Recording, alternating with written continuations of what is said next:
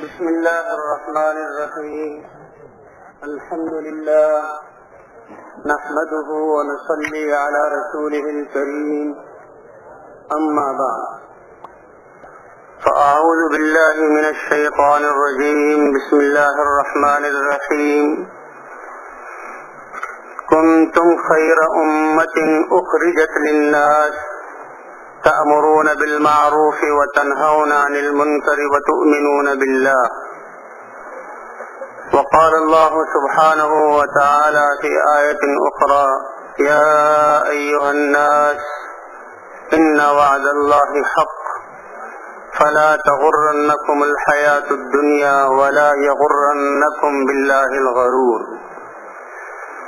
وقال رسول الله صلى الله عليه وسلم: إذا عظمت أمة الدنيا نزعت منها هيبة الإسلام، وإذا تركت الأمر بالمعروف والنهي عن المنكر حرمت بركة الوحي، وإذا تسابت أمتي سقطت من عين الله. وقال رسول الله صلى الله عليه وسلم: ألا فليبلغ الشاهد الغائب، او کما قال النبی صلی اللہ علیہ وسلم. میرے محترم دوستوں اور بزرگوں اور بھائیوں، اللہ تعالیٰ نے اپنی توفیق سے اور اپنے فضل اور کرم سے ہمیں ایک بہت بڑے مقصد کے لیے یہاں آنے کی اور جمع ہونے کی توفیق عطا فرمائی. یہ لاکھوں کا مجمع پوری دنیا سے یہاں آیا ہے، یہاں جمع ہوا ہے، اللہ اور اللہ کے رسول کی بات سن رہا ہے، اس لیے تاکہ ہمیں یہ پتہ لگے کہ وہ اللہ جس نے ساری کائنات کو اپنی قدرت سے بنایا، آسمان اور زمینوں کو بنایا، اور اپنی مخلوقات میں سے سب سے افضل اللہ نے ہمیں انسان بنایا اور اپنی اس کائنات کو انسان کی خدمت میں لگایا. تو اللہ نے ہمیں کس لیے پیدا کیا، ہم دنیا میں کیوں آئے، اور ہم نے کہاں جانا ہے، اور ہماری زندگی کا مقصد کیا ہے، کہ ہمیں پتہ لگے اللہ نے کیوں پیدا کیا. اس کے لیے ہم یہاں جمع ہوئے ہیں. اللہ تعالیٰ نے ہمیں ایمان کی دولت بخشی اور حضور صلی اللہ علیہ وسلم کی امت میں سے بنایا. ہمارے لیے سب سے بڑا اعزاز اور سب سے بڑی شرافت اور کرامت کی بات اور سب سے بڑی نسبت ہمارے لیے یہ ہے کہ ہم اللہ کے بندے ہیں. اللہ کی بندگی، اللہ کا بندہ ہونا یہ بہت بڑا اعزاز ہے. کیا مطلب اللہ کے بندے ہیں؟ یعنی ہم تو دنیا میں اس لیے آئے ہیں کہ جو ہمارا رب ہم سے چاہتا ہے ہم نے تو اس کو پورا کرنا ہے. بندگی کہتے ہی اسے ہیں کہ سارے جذبات کو ختم کر کے، ساری چاہتوں کو ختم کر کے اللہ جو چاہ رہا ہے اس کو پورا کرنا.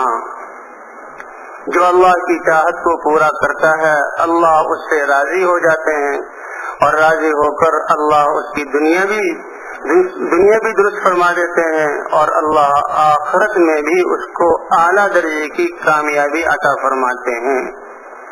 تو ہمارا دنیا میں آنے کا مقصد اللہ کی چاہت، اللہ کو پہچاننا اور اللہ کی چاہت کو پورا کرنا. پھر اللہ نے ہمیں حضور صلی اللہ علیہ وسلم کی امت میں بنایا. کیوں ہم اس امت میں ہیں؟ 1,24,000 انبیاء آئے، ہم خود نہیں آ گئے، اللہ نے چھانٹا ہے اور اللہ نے اس امت میں بنایا ہے. اللہ نے اس امت میں اس لیے پیدا کیا کہ جو مقصد اور جو محنت حضور صلی اللہ علیہ وسلم لے کر دنیا میں تشریف لائے تھے، آپ کی ختم نبوت کی وجہ سے اللہ نے وہ مقصد، وہ محنت اور وہ فکر اس امت کو عطا فرمائی ہے. ہمارا کام اللہ کا تعارف کرانا ہے، اللہ کی پہچان کروانا ہے، اللہ کی بڑائی اور صفات کو بیان کر کے اللہ کا یقین دلوں میں پیدا کرنا ہے. اسی کے لیے اس امت کو بہترین امت قرار دیا گیا. کنتم خیر امت، اے مسلمانوں تمہیں تمام امتوں پر سب سے بہترین امت قرار دیا گیا، سب سے بہترین امت قرار دیا گیا۔ اللہ کے علم ازلی میں یہ مقدر ہو چکا تھا، اور بعض انبیاء سابقین کو بھی خبر دے دی گئی تھی کہ جس طرح اس نبی کی اس امت کے نبی سارے نبیوں سے افضل ہیں، سید المرسلین ہیں، اس طرح یہ امت بھی ساری امتوں سے فضیلت والی ہے۔ کنتم خیر امت، پہلے نبیوں کو خبر دی گئی۔ حضرت موسیٰ علیہ السلام بنی اسرائیل کے لیے اللہ کی طرف سے احکام لینے کے لیے کوہ طور پر گئے، اور اللہ نے تورات کتاب تختیوں کی صورت میں عطا فرمائی۔ جب حضرت موسیٰ علیہ السلام تورات کو تختیوں کو پڑھ رہے ہیں تو کیا کہتے ہیں، اے اللہ، اس تختیوں میں، اس کتاب میں تو میں ایک بڑی عجیب امت پاتا ہوں، ایسی امت جو دنیا میں آنے کے اعتبار سے سب سے آخر میں ہوگی، لیکن جنت میں جانے کے اعتبار سے سب سے آگے ہوگی۔ اے اللہ، اتنی بہترین امت، یہ امت تو مجھے عطا فرما دے۔ اللہ نے فرمایا، اے موسیٰ، یہ امت تو میرے حبیب صلی اللہ علیہ وسلم کی امت ہے۔ اے اللہ، مجھے تختیوں میں ایسی امت پتہ لگ رہی ہے، ایسی فضیلت والی امت ہوگی کہ اگر ان کے دل میں گناہ کا خیال آیا لیکن گناہ کو چھوڑ دیا کہ یہ اللہ کی نافرمانی ہے، تو بھی تو ان کے لیے ایک نیکی لکھے گا، اور جب وہ نیکی کا ارادہ کریں گے تو نیکی کا ارادہ کرنے پر بھی ایک نیکی لکھ دے گا، اور جب اس نیکی کو کر لیں گے تو کم از کم ان کی ایک نیکی کو 10 نیکیوں کے برابر کر کے 10 نیکیوں کا اجر دے گا، اور 700 نیکیوں تک اجر کو بڑھائے گا، اور اس سے زیادہ جتنی تیری چاہت ہو۔ اے اللہ، ایسی بہترین امت، یہ امت مجھے عطا فرما دے۔ تو اللہ تعالی نے فرمایا، اے موسیٰ، یہ امت تو میں نے اپنے نبی محمد صلی اللہ علیہ وسلم کو دی ہے۔ اے اللہ، ایسی امت جو ہوں گے امت، اور وہ نیکیوں کی طرف حکم کریں گے، نیکیوں کی طرف بلائیں گے، برائیوں سے روکیں گے، اے اللہ، یہ امت مجھے عطا فرما دے۔ جواب ملے گا، اے موسیٰ، یہ تو میرے حبیب صلی اللہ علیہ وسلم کی امت ہے۔ اے اللہ، ایسی امت کہ وہ کتاب جو تو ان کی ہدایت کے لیے اتارے گا، تیرا کلام، تیری کتاب، وہ امت ایسی تجھے پیاری ہوگی کہ ان کی وہ اس کتاب کو اپنے سینوں میں محفوظ کر کے پھرے گی۔ اناجیلہم فی صدورہم، ان کی کتاب تو ان کے سینوں میں محفوظ ہوگی، جہاں کہیں بھی، جس قدم پر بھی وہ اللہ کی منشا کو پہچاننا چاہیں، اللہ کی کتاب کو جو سینے میں محفوظ ہے اس کا استحضار کریں، اللہ کا امر معلوم ہو جائے۔ اور اے اللہ، پہلی امتوں کا حال تو یہ تھا کہ وہ تو اپنے نبیوں کے پاس ان کو آنا پڑتا تھا، نبی سے پوچھتے تھے، یہ کتاب ان کے پاس جہاں ہوتی تھی وہاں آتے، کتاب کو کھول کر دیکھتے تو اللہ کا امر معلوم ہوتا، اور یہ امت تو تیری کتاب کو اپنے سینے میں لیے پھرے گی۔ اے اللہ، یہ امت مجھے عطا فرما دے۔ تو اللہ نے فرمایا، اے موسیٰ، یہ امت تو میں نے محمد صلی اللہ علیہ وسلم کے لیے خاص کی ہے۔ تو پہلے انبیاء سابقین کو خبر دی گئی، پہلی کتابوں میں اللہ نے اس کا تذکرہ کیا۔ حضرت داؤد علیہ السلام کو اللہ نے وحی بھیجی، اے داؤد، تیرے بعد ایک میں بڑا عظیم الشان، بڑے مرتبے والا نبی بھیجنے والا ہوں، اور اس کا نام بھی تمہیں بتاتا ہوں، محمد، اور احمد علیہ السلام اس کا نام ہوگا۔ لا یغضبنی ابدا ولا اغضب علیہ ابدا، جو کبھی بھی مجھے میرے ناراضگی والے کام کر کے مجھے ناراض نہیں کرے گا، اور مجھے بھی اتنا لاڈ اور پیار ہوگا کہ میں بھی اپنے لاڈلے نبی پر کبھی ناراض نہیں ہوں گا۔ وَأُمَّتُهُ أُمَّةٌ مَرْحُومَةٌ، اس کی امت بھی میری رحمتوں کی مستحق ہوگی، اس کی امت بھی میری رحمتوں کی مستحق ہوگی۔ کیوں؟ افترضت علیہم الفرائض التي افترضت علی الانبیاء، میں نے اس امت پر وہ ذمہ داریاں عائد کی ہیں، وہ فرائض ان کو دیے ہیں جو اس سے پہلے میں نبیوں کو دیا کرتا تھا، اور نوافل بھی وہ دیے ہیں جو نبیوں کو دیا کرتا تھا۔ اور جب یہ امت قیامت میں ساری امتوں کے ساتھ آئے گی، اس کا حشر ہوگا، میرے دربار میں پیش ہوں گے، تو نورہم مثل نور الانبیاء، ان کے جسموں سے نکلنے والا نور نبیوں کے نور کی طرح ہوگا۔ کیونکہ حضور صلی اللہ علیہ وسلم کی ختم نبوت کی وجہ سے اللہ تعالیٰ نبیوں والی ذمہ داری اس امت کو عطا فرمائیں گے. تو یہ بہترین امت ہے، اس کی پہلے نبیوں کو بھی خبر دی گئی. کیوں؟ اس لیے کہ اس امت کو سب سے اکمل اور سب سے اشرف اور سب سے اکرم نبی دیے گئے. سب سے زیادہ کرامت والے، سب سے زیادہ شرافت والے حضرت محمد صلی اللہ علیہ وسلم اللہ کے حبیب، وہ اس امت کے نبی ہیں. تو ہمارے لیے سب سے بڑی شرافت کی بات یہ ہے کہ ہم حضور صلی اللہ علیہ وسلم کی امت ہیں. تو بھائی اپنے دلوں سے جتنی نسبتیں بھی آج ہم نے لگائی ہوئی ہیں اور جن نسبتوں کی وجہ سے آج ہم فخر کرتے ہیں، تو ان کی اللہ کے ہاں کوئی قیمت نہیں. ان ساری نسبتوں کو ختم کریں اور یہ اس نسبت کا استحضار، ہم تو اللہ کے بندے، اللہ کی منشا کو پہچان کر اس پر چلنے والے، اور ہم تو حضور صلی اللہ علیہ وسلم کے امتی ہیں.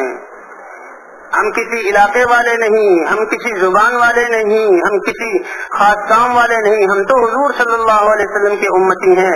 یعنی حضور صلی اللہ علیہ وسلم والی محنت ہماری محنت ہے، آپ صلی اللہ علیہ وسلم والا مقصد ہمارا مقصد ہے، اور آپ صلی اللہ علیہ وسلم والی فکر ہماری فکر ہے. اور کہا یہ امت ایسی ہوگی. اسی آیت کی تفسیر میں علماء لکھتے ہیں کہ علوم، اللہ کی معرفت اور علوم کے دروازے اس امت پر کھولے جائیں گے. اللہ اپنا علم عطا فرمائیں گے. اس امت کی محنت کی وجہ سے اللہ اپنی معرفت کے دروازے اس امت پر کھولیں گے، اور ان کی محنت اور قربانی کی وجہ سے اللہ ایمان اور اعمال اور تقوی کی ساری شاخوں کو اللہ سرسبز اور شاداب کر دیں گے. اور اس امت کا دائرہ محنت کسی قوم میں محصور نہیں ہوگا، نہ کسی نسب یا نہ کسی علاقے میں، بلکہ اس امت کا دائرہ محنت تو سارے عالم کو محیط ہوگا اور ساری انسانی زندگی کے سارے شعبوں کو محیط ہوگا. یہ سارے عالم کے لیے ہیں، اور ان کو اکمل اور ادوم ایسا کامل دین اور ہمیشہ رہنے والا دین دیا گیا ہے جس میں سارے انسانوں کے لیے سارے شعبوں میں رہنمائی اور رہبری ہے. گویا یہ امت اپنی ذات کے لیے، اپنے قبیلے کے لیے دنیا میں نہیں بھیجی گئی. اخرجت للناس، اس کا تو وجود ہی دنیا میں بھیجا جانا ہی دوسروں کی خیرخواہی اور نفع رسانی کے لیے ہے. یہ تو اللہ کا تعارف کرانے والی ہے، اللہ کی طرف بلانے والی ہے.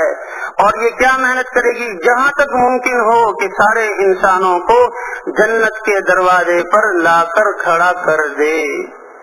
تبھی اللہ تعالیٰ نے ہمیں حضور صلی اللہ علیہ وسلم کا امتی بنایا. آج تک جن نسبتوں سے ہم خوش ہوتے رہے اور اپنے آپ کو ان دنیا کے کاموں کی طرف منسوب کرتے رہے، ہم نے اپنی قیمت کو گرا دیا. اللہ کے ہاں ان کی کوئی قیمت نہیں. ساری نسبتوں کو بھول جائیں. نہ ہم کسی زبان والے ہیں، نہ کسی علاقے والے ہیں، ہم تو حضور صلی اللہ علیہ وسلم کے امتی ہیں. تو ہم سب عزم کرتے ہیں نا انشاءاللہ کہ ہم تو حضور صلی اللہ علیہ وسلم کے امتی. سب سے بڑی فخر کی بات کہ ہم اللہ کے بندے ہیں اور حضور صلی اللہ علیہ وسلم کے امتی ہیں. امتی ہونے کا کیا مطلب؟ کہ جیسے حضور صلی اللہ علیہ وسلم کو ساری دنیا کی انسانیت کے لیے رحمت اور نبی بنا کر بھیجا گیا، آپ صلی اللہ علیہ وسلم کہہ رہے ہیں یا ایھا الناس، اے دنیا بھر کے انسانوں، لا الہ الا اللہ کہہ دو تو تم کامیاب ہو جاؤ گے. تو اسی طرح ہمارا کام بھی ساری دنیا کے انسانوں کو اللہ کی طرف بلانا، حضور صلی اللہ علیہ وسلم کی محنت کو حضور کے طریقے پر کرنا، تاکہ ساری دنیا کے انسانوں کے دلوں کے یقین تبدیل ہو جائیں اور مخلوق سے نکل کر یقین اللہ کی ذات پر آ جائے. لا الہ الا اللہ، کرنے والی ذات اکیلی اللہ کی ہے، محمد الرسول اللہ، اور اللہ کرتے ہیں حضور صلی اللہ علیہ وسلم کے طریقوں پر. تو یہ ہمارا کام ہے. اللہ نے ہمیں یہ ذمہ داری دی ہے. ساری امت پوری انسانیت کی ذمہ دار، اور امت کا ایک ایک فرد ساری انسانیت کا ذمہ دار ہے.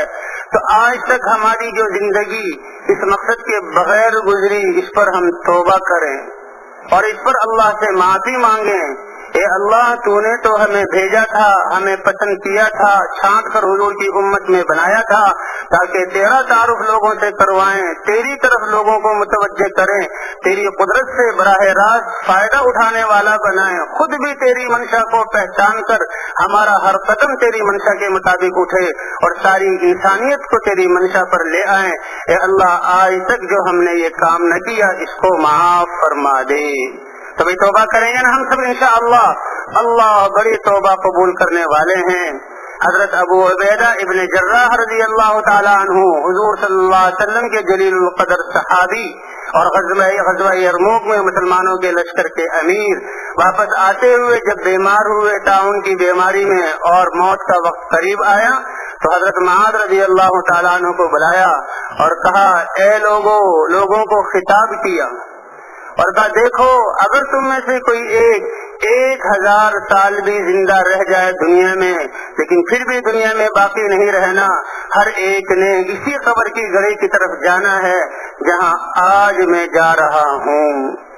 اور دیکھو تم میں سے انسانوں میں سے سب سے عقل مند وہ ہے جو سب سے زیادہ اپنے رب کی اطاعت کرنے والا ہو، اس کی منشا کو پورا کرنے والا ہو، وَأَعْمَلُهُمْ لِيَوْمِ مَعَادِهِ، اور جہاں لوٹ کر جانا ہے آخرت اور جنت اور اللہ کی طرف اس کے لیے سب سے زیادہ عمل کرنے والا ہو۔ اور کہا اے معاذ میرا انتقال ہو جائے تو لوگوں کو لوگوں کو لے کر تم نماز جنازہ پڑھاؤ، اور کہا والسلام علیکم ورحمۃ اللہ وبرکاتہ، اور حضرت ابو عبیدہ ابن جراح رضی اللہ تعالیٰ عنہ کا انتقال ہو گیا۔ حضرت معاذ ابن جبل رضی اللہ تعالیٰ عنہ جو اس امت کے بڑے فقیہ اور حضور صلی اللہ علیہ وسلم کے بڑے محبوب، یہ وہ صحابی ہیں کہ جن کے لیے حضور نے کہا واللہ یا معاذ انی لأحبک، اللہ کی قسم کھا کر کہتا ہوں اللہ کا نبی اے معاذ میں تم سے محبت کرتا ہوں۔ حضرت معاذ رضی اللہ تعالیٰ عنہ کھڑے ہوئے اور پھر غم کا اظہار کیا کہ اس امت کا کتنا قیمتی آدمی چلا گیا، اور پھر کہا دیکھو اے لوگو اپنے گناہوں توبو الی اللہ من ذنوبکم، اپنے گناہوں سے توبہ کر لو، فکان حقا علی اللہ ان یتوب، کہ اللہ پر واجب ہے کہ جو آدمی تائب بن کر اللہ کے دربار میں حاضر ہو، توبہ کر کے حاضر ہوگا تو اللہ پر واجب ہے کہ اللہ اس کے سارے گناہوں کو بخش دے گا۔ اور دیکھو کسی مسلمان کے لیے یہ جائز نہیں کہ اپنے مسلمان بھائی سے 3 دن سے زیادہ قطع تعلق کرے۔ ہاں 3 دن جب گزر جائیں، گزرنے سے پہلے جو مسلمان جس کا کسی مسلمان بھائی سے جھگڑا ہو یہ پہل کر کے اپنے دل کو صاف کرے، اس کو معاف کر دے اور اس سے معافی مانگ کر اس سے صلح صفائی کر لے۔ تو آج تک جو ہماری زندگی اس مقصد کے بغیر گزری اور ہم نے اپنے آپ کو اللہ کی دی ہوئی زندگی کے لمحات کو دوسرے کاموں میں گزارا، اس پر توبہ اور استغفار کریں اور یہ عزم کریں کہ انشاءاللہ جتنی زندگی باقی ہے ہم نے تو زندگی کا ہر لمحہ اور اللہ کی دی ہوئی ہر صلاحیت اور نعمت کو اللہ کے دین کے زندہ کرنے کے لیے اور اللہ جو چاہتا ہے اللہ کی منشا کو پورا کروانے کے لیے خرچ کرنا ہے۔ تو ہم تیار ہیں اس کے لیے انشاءاللہ، ہمیں تو اللہ نے اس کے لیے بھیجا ہے۔ ہاں یہ امت حضور صلی اللہ علیہ وسلم کی نمائندہ ہیں۔ حضرت معاذ ابن جبل رضی اللہ تعالیٰ عنہ، ان کو جب حضور صلی اللہ علیہ وسلم نے یمن کی طرف دین سکھلانے کے لیے بھیجا تو حضرت معاذ یمن والوں کی طرف آئے اور کہا اے یمن والو انا رسول اللہ، میں اللہ کے رسول کا قاصد اور نمائندہ ہوں، اللہ کے دین کو لے کر آیا ہوں۔ حضرت ربیعی ابن عامر رضی اللہ تعالیٰ عنہ، اللہ ان کی قبر کو نور سے بھرے اور پوری امت کی طرف سے جزائے خیر عطا فرمائے۔ کسرا کے دربار میں جا کر تم کس لیے آئے ہیں مسلمانوں ہمارے پاس؟ کہ ہم آئے نہیں، ابتعاثنا اللہ، ہمیں تو اللہ نے تمہاری طرف اور سارے انسانوں کی طرف بھیجا ہے۔ لنخرجکم من عبادت العباد الى عبادت رب العباد، ہم تو بھیجے ہوئے ہیں اللہ کے رسول کے نمائندہ ہیں تاکہ ساری انسانیت کو اس اللہ کی پہچان کروائیں جو اللہ ساری کائنات کا خالق ہے وہ اللہ جو ساری کائنات کا مالک ہے، وہ اللہ جو ساری کائنات میں تصرف کرنے والا ہے، اس کی چاہت کو پورا کرنے کی طرف بلانے کے لیے اللہ نے ہمیں بھیجا ہے۔ صحابہ کے لشکر حضرت عقبہ ابن نافع جب افریقہ میں پہنچے تو ایک جنگل جس میں درندے، شیر، چیتے اور موذی جانور موجود تھے، صحابہ کو ضرورت پیش آئی کہ اس کو چھاونی بنا کر مسلمانوں نے پڑاؤ ڈالنا ہے اور اس میں ٹھہرنا ہے۔ تو ایک صحابی ایک ٹیلے پر، غالباً عقبہ ابن نافع اور صحابی کھڑے ہوئے اور جنگل کے جانوروں کو خطاب کر کے کیا کہا، اے اس جنگل کے درندوں اور وحشی جانوروں سے خطاب، تمہیں پتہ نہیں ہم کون ہیں؟ نحن رسول اللہ، ہم تو اللہ کے رسول کے نمائندے ہیں۔ اللہ کے رسول نے اللہ کا پیغام جو ہمیں دیا ہے، ہماری ذمہ داری بنائی ہے، اس پیغام کو دنیا بھر کے انسانوں تک پہنچانے کے لیے آئے ہیں، اور ہمیں اس جنگل کی ضرورت ہے۔ تمہیں 3 دن تک مہلت دی جاتی ہے کہ 3 دن میں اس جنگل کو خالی کر دو تاکہ اللہ کے رسول کے نمائندے یہاں پڑاؤ ڈال سکیں۔ صحابہ کہتے ہیں ہم نے اپنی آنکھوں سے دیکھا کہ شیرنیاں اپنے بچوں کو کمر پر ڈال کر اور منہ میں لے کر جنگل کو خالی کر رہی ہیں، اور 3 دن میں سارا جنگل خالی ہو گیا۔ تو بھئی ہم تو حضور اللہ کے نمائندے، حضور صلی اللہ علیہ وسلم کے نمائندے ہیں، اللہ نے ہمیں اس لیے بھیجا ہے۔ تو بھئی ہم تو ساری زندگی کا عزم کریں کہ انشاءاللہ اب بقیہ زندگی ہماری اللہ کی پہچان کروانے میں اور اللہ کی منشا کی طرف لوگوں کو لانے میں اور اللہ کی طرف متوجہ کرنے میں انشاءاللہ ہماری زندگی لگے گی، اور حضور صلی اللہ علیہ وسلم کی مبارک زندگی کو پھیلانے میں لگے گی۔ تو عزم ہے نا انشاءاللہ۔ اللہ بڑے کریم ہے، انسان جب عزم کر لیتا ہے تو پھر اللہ تعالیٰ اس کو ضرور قبول کرتے ہیں۔ تو بھئی کچھ تو ایسے ساتھی ہیں جنہوں نے یہاں آ کر دعوت پر لبیک کہا اور اللہ کے راستے میں نقد جماعتوں میں جا رہے ہیں۔ اللہ اکبر! کتنے ہی خوش قسمت ہیں، کتنی ہی زیادہ خوشخبری ہیں ان کے لیے کہ جو اللہ کے راستے میں نکلے۔ حضور صلی اللہ علیہ وسلم فرماتے ہیں بدأ الدین غریبا، دیکھو میری امت کہ یہ دین جب میں لے کر آیا تو یہ لوگوں کے لیے اجنبی تھا۔ حضور صلی اللہ علیہ وسلم کے 40 سال عربوں میں گزرے، مکہ کی گلیوں میں گزرے، مکے کی زمین نے، مکے کی قوم نے، لوگوں نے اور بلکہ دنیا نے کبھی ایسا بچہ نہیں دیکھا تھا جیسے حضور صلی اللہ علیہ وسلم کا بچپن ہے۔ سارے گواہی دیتے تھے، ہاں ایسا خوبصورت، ایسا اچھے اخلاق والا، ایسا۔ حضرت ابو طالب فرماتے ہیں کہ جب حضور صلی اللہ علیہ وسلم دادا کا انتقال ہوا تو حضرت ابو طالب کی پرورش میں آ گئے۔ تو وہ زیادہ عیال والے تھے، ان کے گھروں میں اور بھی بچے سوتے، کہا جب صبح کو بچوں کو اٹھایا جاتا تو ہر ایک بچے کا منہ، آنکھوں میں بھی میل کچیل، ناک سے بھی کچھ مادہ نکل رہا اور جسم بھی ایسا میلا سا ہو رہا، لیکن حضور صلی اللہ علیہ وسلم کو جب اٹھاتے تھے تو آپ بچپن میں تر و تازہ، جیسا کہ کوئی میل کچیل آپ کے جسم پر ہے ہی نہیں۔ یہ حضور صلی اللہ بچپن بھی ایسا، اور بچپن میں کوئی آپ کی طرف انگلی سے اشارہ نہیں کر سکتا کہ بچپن میں آپ سے یہ نامناسب حرکت صادر ہوئی ہو، اور پھر آپ کی جوانی کے لیے زمین نے ایسا جوان نہیں دیکھا۔ عرب صادق اور امین کہتے تھے، اپنی امانتیں رکھتے تھے، اپنے فیصلے حضور صلی اللہ علیہ وسلم سے کرواتے تھے، لیکن جب آپ نے اس دین کی آواز لگائی، لوگوں میں اللہ کا دین لے کر آیا ہوں، تو سارے لوگ یہ جو گواہی دینے والے مخالف ہو گئے اور کہا یہ کیسا دین لے آئے، سارے بتوں کو چھوڑ کر ایک ہی الہ بنا لیا، یہ ایسی عجیب بات ہے جو ہماری سمجھ میں آنے والی نہیں۔ تو حضور فرماتے ہیں دیکھو جب میں نے اس دین کی آواز لگائی تو لوگ اوپرے بن گئے اور یہ دین ان کے لیے اجنبی تھا، لیکن جب حضور صلی اللہ علیہ وسلم نے محنت کی اور جو بھی لا الہ الا اللہ کہتا فوراً وہ دین کی محنت کو کرنے والا بنتا، اپنی جان اور مال اور صلاحیت کو اللہ کا تعارف کرانے میں اور لا الہ الا اللہ کی دعوت میں لگاتا، حتیٰ کہ یہ دین لوگوں میں سب سے زیادہ محبوب بن گیا، اور اس کے لیے اپنی جان دینا صحابہ کا بڑا بہترین مشغلہ بن گیا کہ یہ جان اللہ کے لیے چلی جائے۔ اسی کے لیے صحابہ کرام حضرت سعد بن ابی وقاص فرماتے ہیں کہ میرا بھائی عمیر بن ابی وقاص چھوٹی عمر کا تھا، غزوہ بدر کے موقع پر لشکر کے ساتھ نکلا اور غزوہ احد کے موقع پر اور اپنے آپ کو چھپا رہا ہے. کسی نے پوچھا کیوں چھپا رہے ہو؟ کہا اس لیے کہ حضور صلی اللہ علیہ وسلم مجھے چھوٹا سمجھ کر مجھے واپس نہ کر دیں، اور میں تو اللہ کے راستے میں جا کر اپنی جان دینا چاہتا ہوں. تو غزوہ احد میں گئے تھا. اس حالت میں ان کو شہادت نصیب ہوئی کہ ان کی عمر ابھی 16 سال کی تھی.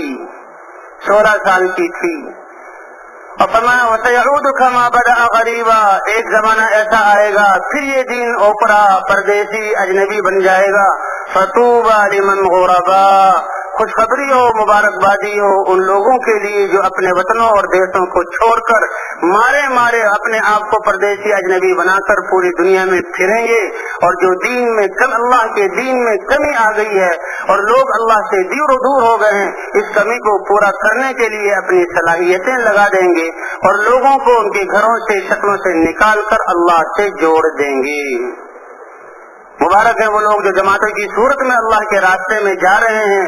ان کی قیمت اللہ اتنے قدردان ہیں انسان کی اس محنت کے اور انسان کی اس مشقت کے. فرماتے ہیں کہ جو گرد و غبار ان کے جسموں میں پڑے گا، اس گرد و غبار کی وجہ سے اللہ جہنم کے آگ کو درکنار دھوئیں کو بھی ان پر حرام فرما دیں گے. یہ اللہ کے راستے میں جانے والے حضرت ابوبکر صدیق رضی اللہ تعالی عنہ حضرت اسامہ کے لشکر کو روانہ کر رہے ہیں اور خود روانہ کرنے کے لیے حضرت اسامہ کے ساتھ ہیں. حضرت اسامہ چھوٹی عمر کے ہیں، حضور کا ابھی انتقال ہوا ہے. حضرت اسامہ کے لشکر کو روانہ کیا جا رہا ہے تو امیر المومنین خود ساتھ ہیں.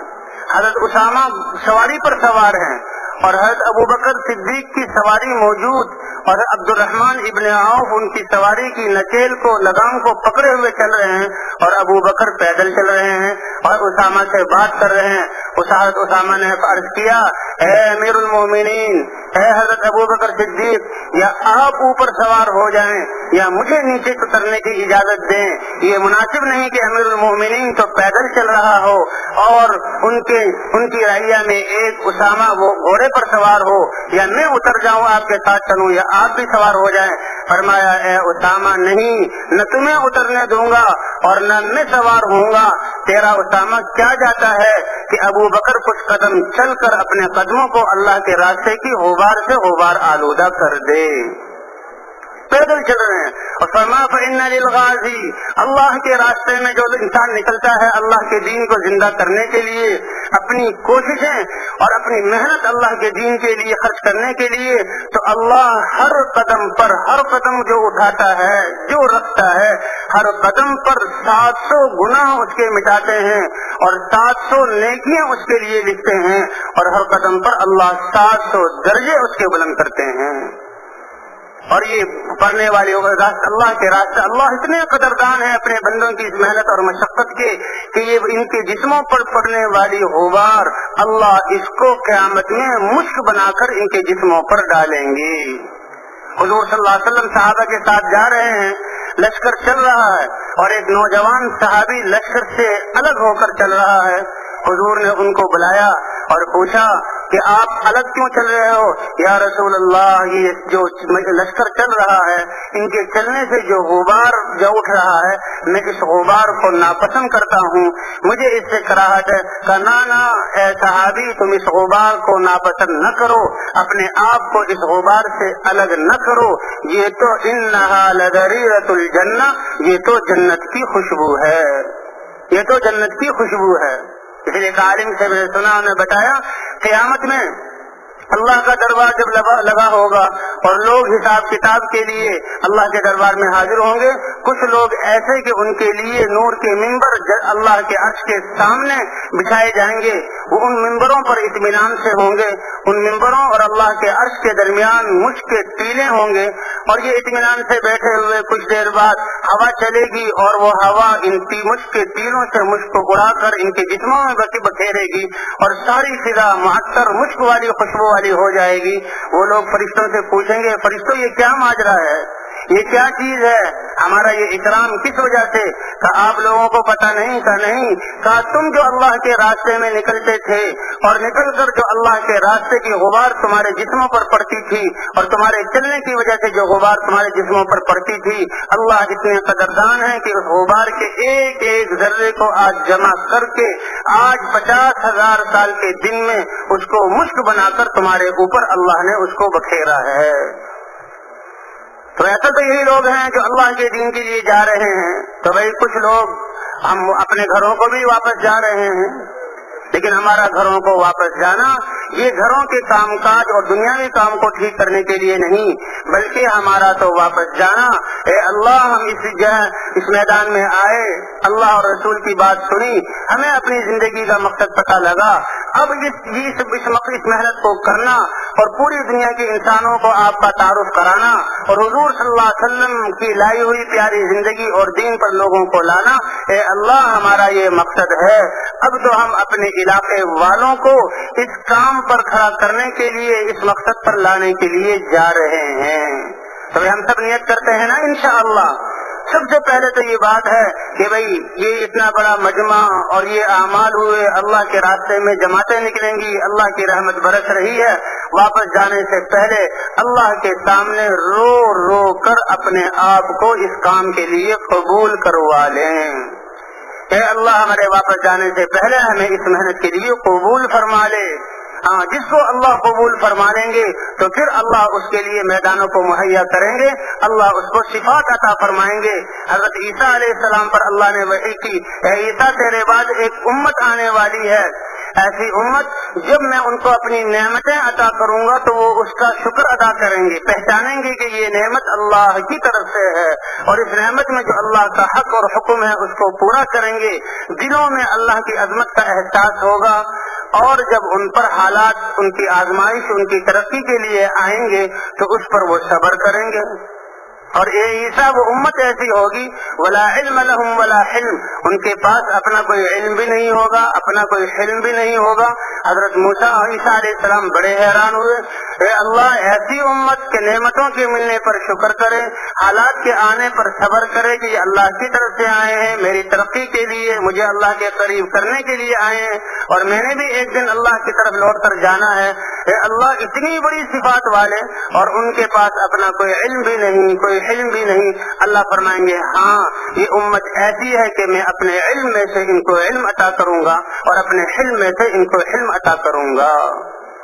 تو یہ اپنے آپ کو قبول کروا کے جائیں، اللہ سے مانگیں، اور جاتے ہوئے ندامت ہو کہ اصل تو یہ لوگ ہیں جو یہاں آ کر سیدھے اللہ کے راستوں میں جا رہے ہیں، مختلف جگہوں میں، مختلف ملکوں میں جائیں گے، اور ہم اپنے کسی عذر کی وجہ سے واپس جا رہے ہیں۔ ہمارا مقصود دنیا کے کاموں کو کرنا نہیں، بلکہ اب تو ہمارا مقصد بدل گیا، ہماری نسبت بدل گئی، ہم حضور صلی اللہ علیہ وسلم کے امتی ہیں، ہم تو حضور کی محنت کو حضور کے طریقے پر کرنے کے لیے جا رہے ہیں، اور ساری امت کو اس محنت پر کھڑا کرنے کے لیے جا رہے ہیں۔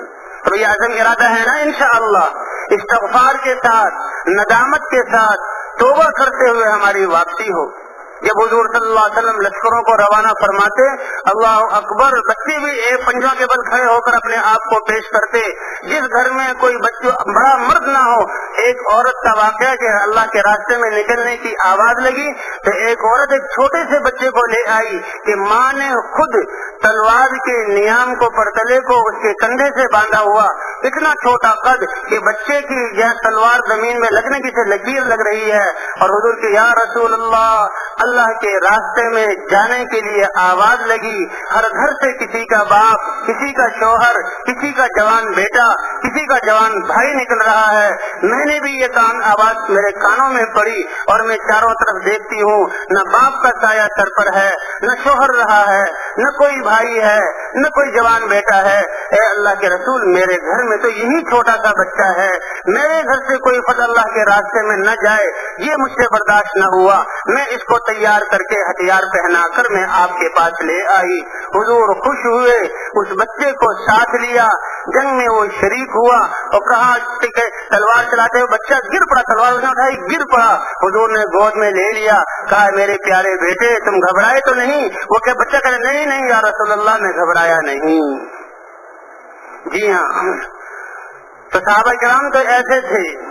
تو ہمارا یہ واپس جانا ندامت کے ساتھ، ہم تو حضور صلی اللہ علیہ وسلم کی محنت کو کرنے کے لیے سارے علاقے والوں کو تعارف کروائیں گے، سارے علاقے والوں کو حضور والی محنت والا بنائیں گے. اس نیت کے ساتھ ہمارا واپس جانا ہو اور ہمارا واپسی کا سفر بھی سنت کے مطابق ہو، اور جو ہم نے اعمال یہاں کی سنے ہیں ان اعمال کے ساتھ ہماری واپسی کا سفر ہو. اور سب سے پہلے وہاں جا کر اپنے علاقے والوں کو کہ بھئی اللہ کے راستے سے آئے، یہ لاکھوں کا اجتماع مسلمانوں کا ہوا تھا، وہاں سے آئے ہیں لوگ جو دوسرے ملکوں سے سفر کر کے آتے ہیں تو لوگ پوچھتے ہیں ہمارے لیے کیا تحفہ لے کر آئے، تو لوگ دنیاوی چیزیں دیتے ہیں. تو ہم کیا کہیں، ہم ان کو یہاں کی اچھی کارگزاری جو ہم نے سنا، جو ہمیں پتہ لگا وہ سنائیں کہ دیکھو ہم بہت بڑی عظیم چیز لے کر آئے، اللہ نے ہم پر بڑا فضل فرمایا، ہم تو بھولے ہوئے تھے، ہمیں تو اپنی حیثیت کا پتہ ہی نہیں تھا، ہمیں تو ذمہ داری کا پتہ ہی نہیں تھا. اللہ کے ہاں اس امت کی کیا اللہ کے ہاں کیا قیمت ہے، اس امت کا کیا درجہ ہے، ہمیں تو پتہ ہی نہیں تھا. اے لوگوں، ہم اللہ کے راستے میں گئے، ہمیں پتہ لگا کہ اللہ نے تو ہمیں اپنی عبادت کے لیے پیدا کیا، اور اللہ نے تو ہمیں حضور صلی اللہ علیہ وسلم کی امت میں ساری انسانیت کی رہبری، رہنمائی اور خیرخواہی کے لیے پیدا کیا ہے. ہم تو حضور صلی اللہ علیہ وسلم کی امتی ہیں اور ہم تو اللہ کے بندے ہیں. ایسی کارگزاری سنانا کہ جو بھی سنے وہ بھی کہ واہ واہ، واقعی بہت بڑی دولت لے کر آئے ہیں، یہ لا الہ الا اللہ کی دعوت لے کر آئے ہیں. جس سے بھی بات کریں وہ اس محنت کو اپنی زندگی کا مقصد بنا کر کرنے والا بن جائے. تو اچھی کارگزاری سنائیں گے نا انشاءاللہ. ہم سب اپنے ساتھیوں کو، گھر والوں کو بھی بتائیں کہ دیکھو آج تک ہمیں پتہ نہیں تھا، ہم تو عورتوں کو سمجھتے تھے کہ گھر کا کام کاج کرنے کے لیے، عورتوں کو سمجھتے تھے کہ بچوں کی صرف جسمانی اور دنیاوی جو ہیں وہ بھلائی کے لیے. نہیں، یہ عورتیں بھی حضور صلی اللہ علیہ وسلم کی امت میں ہیں. جس طرح مردوں کو اللہ نے یہ ذمہ داری بخشی ہے اور یہ اعزاز بخشا ہے کہ یہ امت بہترین امت ہے اور حضور کی محنت کرنے والی ہے، اسی طرح ہماری گھر کی مستورات بھی حضور صلی اللہ علیہ وسلم کی محنت کی ذمہ دار ہیں اور ساری انسانیت کی ذمہ دار ہیں. اور یہ تو بچوں کو حضور صلی اللہ علیہ وسلم کی محنت کے لیے پالنے کے واسطے، تربیت کرنے کے واسطے ہیں. جیسے اس صحابیہ عورت کا قصہ ذکر کیا کہ یا رسول اللہ میرے گھر میں یہی بچہ تھا، کسی کو لے کر میں آ گئی ہوں اور یہ بچہ آپ کے ساتھ ہے. تو بھئی ایسے گھر کی عورتوں کو بھی بتانا اور بچوں کو بھی بتانا اور جو ملے اس کو بھی بتانا، تاکہ ہر مسلمان اپنی زندگی کے مقصد کو پہچان کر حضور کی محنت کو حضور کے طریقے پر کرنے والا ہو. اب جب ہم اپنے آپ کو اس محنت والا قرار دے دیں گے تو اللہ اس محنت کی باریکیاں ہمیں سکھائیں گے. دیکھیں تاجر تجارت کو اپنی زندگی کا مقصد بنا کر زندگی گزارتا ہے تو اللہ تجارت کی باریکیاں اس پر کھول دیتے ہیں. زمیندارے کو مقصد بنا کر زندگی گزارتا ہے، اللہ زمینداری کی باریکیاں اس پر کھول دیتے ہیں کہ دوسرے بڑے پڑھے لکھوں کو وہ چیزیں معلوم نہیں ہوتی جو اللہ اس پر کھولتے ہیں. تو جب ہم اپنے آپ کو حضور صلی اللہ علیہ وسلم کی محنت والا سمجھیں گے، ساری انسانیت کا ذمہ دار سمجھ کر زندگی گزاریں گے، تو اللہ تعالی ہم پر اس کام کی باریکیوں کو کھولیں گے اور اللہ صفات عطا فرمائیں گے اور محنت کے لیے اللہ میدان مہیا فرمائیں گے. لیکن شرط یہ ہے کہ ہم سچے دل سے اپنے آپ کو حضور صلی اللہ علیہ وسلم والی محنت والا سمجھیں اور آج تک جو زندگی گزری اس پر توبہ اور استغفار کریں. اس لیے میں واپس جا کر اپنے سارے جاننے والوں کو، محلے والوں کو جمع کر کے اور گھر میں جا کر ان کو کارگزاری ایسی سنائیں کہ اللہ نے تو ہمیں اتنی بڑی نعمت عطا فرمائی، اللہ نے تو ہمیں پتہ لگا کہ ہم تو حضور صلی اللہ علیہ وسلم کی امت ہیں اور ہم تو اللہ کا تعارف کرانے والے اور انسانوں کو اللہ کی منشا پر لانے والے اور انسانوں کو براہ راست اللہ کے اوامر کے ذریعے اللہ کے خزانوں سے اور اللہ کی قدرت سے فائدہ اٹھانے والے بنانے کے لیے آئے ہیں. یہ مقصد بتلانا. اور بھائی جاتے ہی مسجد کی جماعت کے ساتھ جڑ جانا یا جاتے ہی جماعت کو بنانا، یہ امت تو مسجد والی امت ہے. ہاں، حضور مدینہ منورہ میں جب محنت ہوئی تو اللہ نے بتوں سے یہ کہلوایا ہلک الانیس وعاش اہل المسجد. اب بتوں کا زمانہ ختم، اب غلط شکلوں کا زمانہ ختم، اب غلط یقینوں کا زمانہ ختم. اللہ کے نبی نے اور صحابہ نے ایسی محنت کی، اب تو اللہ کا گھر مسجدیں بن گئی، اب تو مسجدوں والوں کا زمانہ ہے. تو بھائی ہم مسجد والے ہیں، ہم مسجد والے ہیں، تو مسجد کی جماعت کے ساتھ جڑ جانا اور اپنی اپنی مسجدوں میں حضور صلی اللہ علیہ وسلم والی محنت کے اعمال کو زندہ کرنا، آباد کرنا. جی ہاں، کہ وہ آدمی جس کا دل مسجد کے ساتھ اٹکا ہوا ہو تو وہ ان 7 آدمیوں میں سے ہے جن 7 آدمیوں کو اللہ قیامت میں جبکہ کوئی سایہ نہیں ہوگا اپنے عرش کے سائے کے نیچے جگہ عطا فرمائیں گے. وہ آدمی جس کا دل مسجد سے اٹکا ہوا ہو.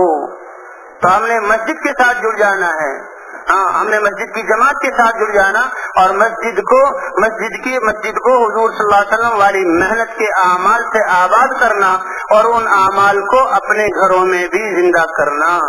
مسجد کی جماعت کا کام کیا ہے؟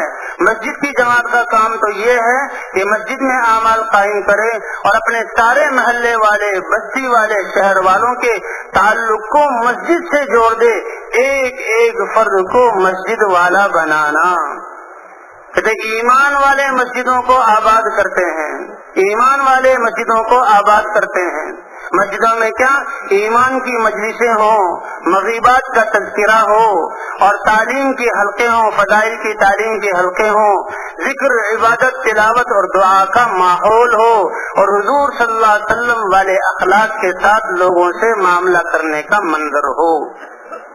ان اعمال سے اپنی مسجدوں کو آباد کرنا اور پھر ایک ایک آدمی کے پاس جانا اور جا کر اس کے مقام پر بات کر کے اس کو مسجد میں لانا. تو مسجد والے اعمال کون سے ہیں جس سے مسجد کو آباد کرنا ہے؟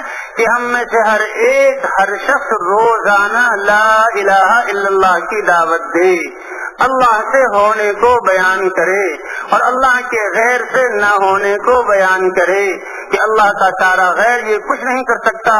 کرنے والی ذات کون سی ہے؟ اللہ کی ہے اور کرتے ہیں حضور صلی اللہ علیہ وسلم کے طریقے پر. یہ لا الہ الا اللہ، اللہ نے کتنا اونچا کلمہ عطا فرمایا. ہر صحابی اس کلمے کو پڑھتے ہی اس کلمے کی دعوت دینے والا تھا، چاہے مرد ہو یا عورت ہو. ایک بڑی عمر کے شخص حضور صلی اللہ علیہ وسلم کی خدمت میں آئے، ایسے کہ ان کی بھویں اور ابرو پلکیں گری ہوئی اور بڑی عمر کے، یا رسول اللہ میں بوڑھا ہو گیا، میری ہڈیاں بڑھاپے کی وجہ سے پتلی ہو گئیں اور میں ایسا آدمی ہوں کہ اللہ سے جو عہد کیے تھے بڑی بدعہدی کی اور ساری فسق و فجور کی، پھر کوئی گناہ میں نے کی، پھر ساری باتیں کی اور کوئی گناہ ایسا نہیں جو میں نے نہ کیا ہو. اے اللہ ایسے گناہ کہ روئے زمین کے انسانوں پر اگر ان کو تقسیم کر دیا جائے تو ان کو ہلاک کر دے. حلی من توبۃ، یا رسول اللہ ایسے بڑے گناہ گار کے لیے بھی توبہ ہے؟ تو آپ صلی اللہ علیہ وسلم نے فرمایا اسلمت، کیا تم مسلمان ہو، اسلام میں داخل ہو چکے ہو؟ کہا اما انا، ہاں میں، فاشهد ان لا الہ الا اللہ وحدہ لا شریک لہ واشهد ان محمد رسول اللہ. میں تو یہ گواہی دیتا ہوں کہ اللہ کے سوا کوئی عبادت کے لائق نہیں، وہ اکیلا ہے، اس کا کوئی شریک نہیں، اور اس بات کی گواہی دیتا ہوں کہ آپ محمد صلی اللہ علیہ وسلم اللہ کے رسول ہیں. آپ نے فرمایا جب یہ بات ہے تو نے یہ کہا تو اللہ نے تیری ساری بدعہدیاں معاف کر دی، اللہ نے تیرے سارے فسق و فجور کو معاف کر دیا اور اللہ نے تیری ساری گناہوں کو بخش دیا اور اللہ نے تو تیرے گناہوں کو نیکیوں سے بدل دیا. اتنا اونچا اللہ نے کلمہ عطا فرمایا. یا رسول اللہ یہ سب کچھ اللہ نے کہا؟ ہاں. تو وہ کہا لا الہ الا اللہ، اللہ اکبر، اللہ اکبر، لا الہ الا اللہ کہتا ہوا حضور کے پاس سے چلا گیا. تو اللہ نے ہمیں کتنا بڑا کلمہ، صرف کلمہ پڑھنا نہیں بلکہ ساری انسانیت کو اس کلمے کی حقیقت کی طرف بلانا. تو ہم میں سے ہر ایک روزانہ گھنٹوں اس کلمے کی دعوت دے. اللہ کی ذات اور صفات کو بیان کر کے، اللہ کے خزانوں کو بیان کر کے، اللہ کا تعارف کرا کے اللہ کی طرف بلانا، اور اللہ نے جو اوامر دیے ہیں ان اللہ کے خزانوں سے فائدہ لینے کے لیے ان اوامر کی دعوت دینا اور دنیا سے آخرت کی طرف بلانا۔ گھنٹوں کے گھنٹے ہمارے اس دعوت میں لگے تو بھائی ہم واپس جا کر انشاءاللہ یہ دعوت والا کام کریں گے نا جی۔ مسجدوں سے جائیں، لوگوں سے ان کی لوگوں کو ان کی دکانوں سے، ان کے گھروں سے اور ان کے کھیتوں سے، ان کے کارخانوں سے نکال کر مسجد کی طرف لائیں اور مسجد میں بیٹھ کر ایمانیات کے تذکرے کریں۔ حضرت عبداللہ بن رواحہ رضی اللہ تعالیٰ عنہ جاتے تھے، صحابہ کو پکڑ کر لاتے تھے مسجد میں، کہا تعال نجلس ساعتن، تھوڑی دیر بیٹھ جائیں اور ہم آپس میں اللہ کی صفات کا تذکرہ کر کے لا الہ الا اللہ کو کہہ کے اپنے ایمان کو تازہ کر لیں۔ حضور نے بھی صحابہ کو فرمایا کہ دیکھو یہ دل بھی زنگ آلود ہو جاتے ہیں، ایمان بھی جہاں کمزور پڑ جاتا ہے۔ کہا یا رسول اللہ اس کی صفائی کی کیا صورت ہے؟ ایمان کی تجدید، کیف نجدد ایماننا، جددوا ایمانکم، اپنے ایمان کی تجدید کرو۔ کیسے ہم اپنے ایمان کی تجدید کریں؟ اکثروا من ذکر لا الہ الا اللہ، تو لا الہ الا اللہ کے ذکر کو زیادہ کرو۔ ایک آدمی اپنی ذات کے لیے کسی کونے میں بیٹھ کر لا الہ الا اللہ کہے، اس کے بھی انوارات اور فیوزات بہت زیادہ ہیں، اور ایک آدمی جو مجموعوں میں جا کر، بازاروں میں جا کر، ایک کے پاس جا کر لا الہ الا اللہ کا ذکر کرتا ہے تو اللہ اس کو دنیا میں اطمینان عطا فرمائیں گے۔ الا بذکر اللہ تطمئن القلوب، جو جتنی زیادہ دعوت دے گا اللہ اس کو اتنا ہی زیادہ اپنی ذات کا یقین عطا فرمائیں گے۔ اور حدیث میں آتا ہے، حضور صلی اللہ علیہ وسلم فرماتے ہیں اللہ تمہارے جسموں کی طرف نہیں دیکھتے، تمہارے مالوں کی طرف نہیں دیکھتے، اللہ تو تمہارے دلوں کی طرف دیکھتے ہیں کہ کس سے ہونے کا یقین ان کے دلوں میں ہے، اور تمہارے جسم سے نکلنے والے اعمال کہ جو اعمال نکل رہے ہیں یہ کس کی منشا کے مطابق ہیں۔ تو اس محنت سے مقصود ساری دنیا کے انسانوں کے دلوں کے یقین کو بدلنا اور ساری دنیا کے انسانوں کے جسم سے نکلنے والے اعمال کو اللہ کی مرضی کے مطابق کرنا۔ تو ساری دنیا کی انسانیت کی ہم نیت کریں، نیت کی ہے نا انشاءاللہ۔ ایک تو یہ کہ بس جو زندگی باقی یہ لگاؤں نہیں، اس میں ایسی محنت کروں گا کہ اس محنت کو اللہ قبول فرما کر جتنی موجودہ انسانیت ہے اس کو بھی اللہ ہدایت دے دیں، اپنی منشا پر آنے کی توفیق دیں، اور قیامت تک آنے والی ان کی نسلیں جو ہیں اس محنت کو کرنے والی بن جائیں اور اللہ کے یقین کے ساتھ زندگی گزارنے والی بن جائیں۔ ایک تو اپنی ذات بچی میں بقیہ زندگی ہے میں اس کام میں لگاؤں گا نہیں، لگاؤں گا اور ایسی محنت کروں گا، میری اس محنت سے مقصود تو روئے زمین کی موجودہ انسانیت اور قیامت تک آنے والی نسلیں۔ اللہ کا معاملہ ایمان والے کے ساتھ بڑا عجیب ہے، انما الاعمال بالنیات، جتنی بڑی یہ نیت کرتا ہے اس نیت کے مطابق اللہ اس کو اجر عطا فرماتے ہیں۔ نیت کی وجہ سے یہ اعمال سے بھی آگے بڑھ جاتا ہے۔ تو ہم تو پوری انسانیت کی نیت کریں اور پوری انسانیت کی فکر کریں۔ اللہ نے یہ عقل سمجھ دی ہے، اس فکر کو ہم انسانیت کے لیے، ان کی خیرخواہی رہبری کے لیے اور حضور کی امت کو حضور کی محنت پر کھڑا کرنے کے لیے لگائیں۔ اللہ تعالیٰ کی سنت مبارکہ ہے، جب ایک مجموعہ کسی خیر کے کام کے لیے فکر کرتا ہے تو اللہ اس خیر کو وجود عطا فرما دیتے ہیں۔ اس لیے فرماتے ہیں ہر مسجد میں مشورہ ہو کہ بھئی ہمارے پورے محلے کے افراد ہمارے گھر سے، ہماری مسجد سے لے کر دنیا کے آخری کنارے تک اور اس موجودہ زمانے سے لے کر قیامت تک آنے والے زمانوں تک جتنے بھی انسان ہیں یہ سارے کے سارے کیسے لا الہ الا اللہ کو کہنے والے، اس کے مطابق یقین رکھنے والے اور اللہ کے احکام کو حضور صلی اللہ علیہ وسلم کے طریقے پر پورا کرنے والے اور حضور کی محنت کو حضور کے طریقے پر پورا کرنے والے بن جائیں۔ تو اس کے لیے مشورہ ہو، اور اسی مسئلے کو جو تقاضے سامنے ہیں بھائی عبد عالم کے تقاضے دین کے اعتبار سے کیسے ہمارے علاقے سے پورے ہوں، انہی تقاضوں کو لے کر گھر میں جانا، گھر والوں کو بھی اس کے لیے متفکر کرنا اور دعاؤں میں لگانا، اور گھر میں بھی مسجد والے اعمال کو زندہ کرنا۔